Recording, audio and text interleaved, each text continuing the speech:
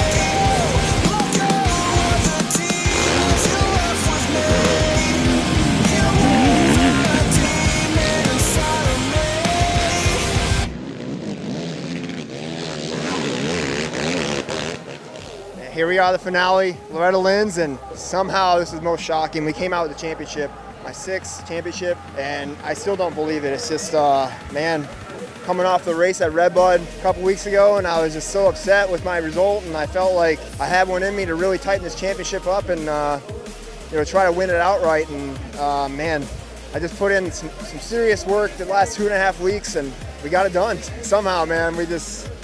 I never stopped believing in myself and my team, and I'm gonna enjoy this one, man. This doesn't come easy, and this is definitely the hardest one I've ever had to get. And blood, sweat, and tears, man. Just thank you everybody. All right, just finished up Moto 2 here at Loretta Lynn's. Did not go as planned. Definitely not the day I wanted, but it's part of life. Things happen that you don't want to. I had a chain break in Moto 1 that led me to finish in 12th. Second moto, came out with a start and just never looked back. I knew all I could do was win, so that's what I did. I lost by 1 point today. It's a tough pill to swallow. It sucks, really sucks. But there's always next year. I'm gonna race my Gloop Honda next year and see if we can put it on the top of the box for 2019. I'm looking forward to it. I'm gonna work hard in the off season, get it done. Congrats to Thomas and Chad. It's tough saying that, but it happens, and I'll take it. We'll go to Daytona or wherever we're going next year and battle it out again. So, thank you.